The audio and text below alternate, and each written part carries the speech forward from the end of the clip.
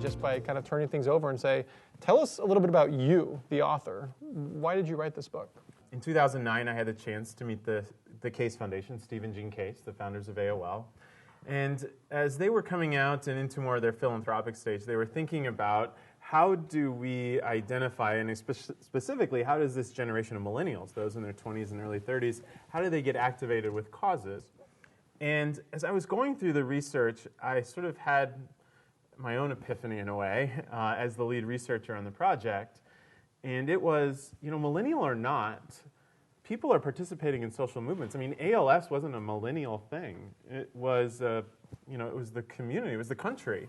Black Lives Matter isn't just for young people, it's for everybody.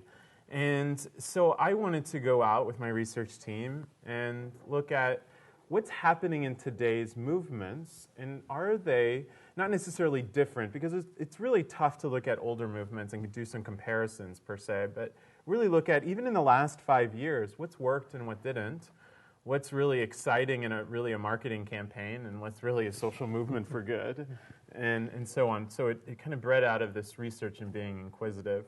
Can you tell us a little bit more about how you define a social movement for good? Like, what is it that we're talking about here, and what are kind of those 4 phases that you describe in the book? Yeah.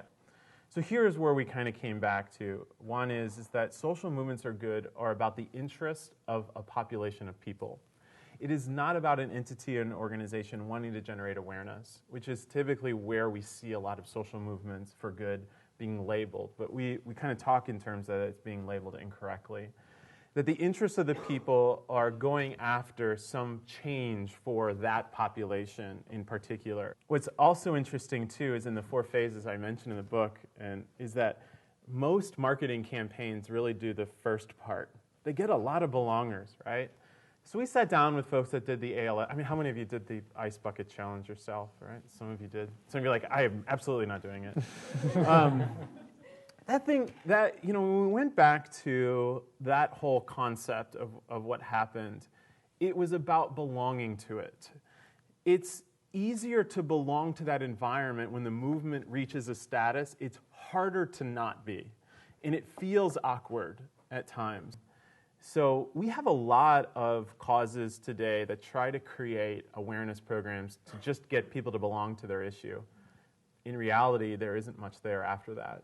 And although ALS did elevate to a certain extent, and they did raise a lot of money, that some would say that was successful, to what end?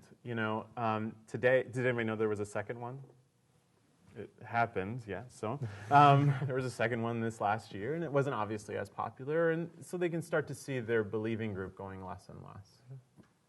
So let's actually, on that point, there's this term slacktivism, this concept, and it's certainly often pinned towards millennials in some ways, and we'll talk more about the generation in a minute. But what's your response to critics who say that liking something on Facebook or signing a petition on change.org just makes people feel good and not fixing a problem? Or would you consider yourself one of those critics?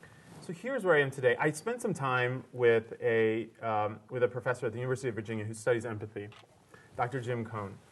And one of the things that we have to remember that he was really great at reminding me about, which is that our brains operate in the path of least resistance always, right? It's an economic system up here. Your brain is going to be like, how do I get from here to there in the fastest, cheapest, best way possible so you're self-satisfied? No matter if you're a millennial or a boomer, the greatest, we all have this in us. That's how we're wired as humans. And he brings up a really good point about digital activism.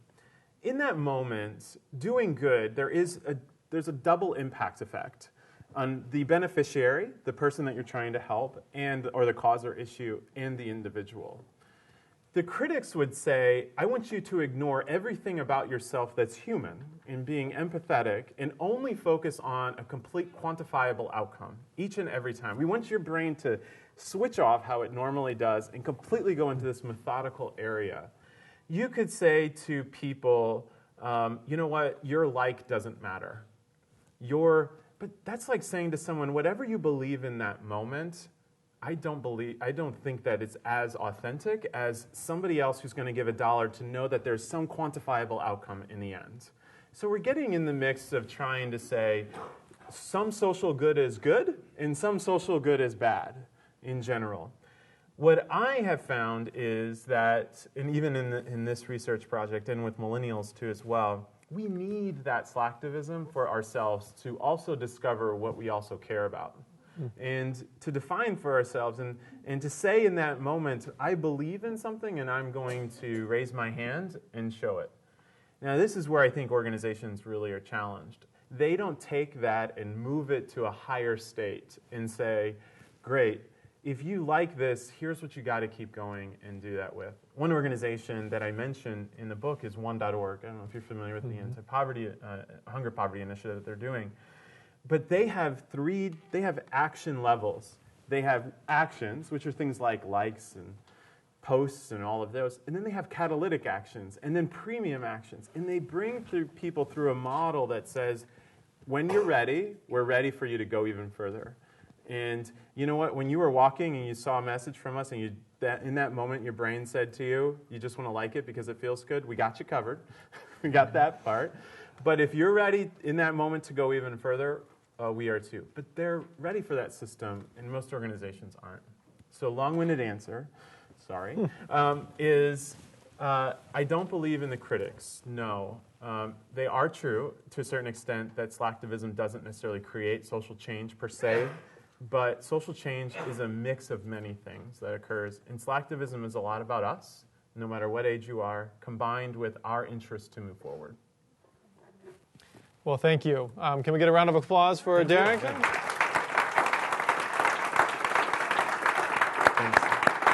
Thank you. Thank you.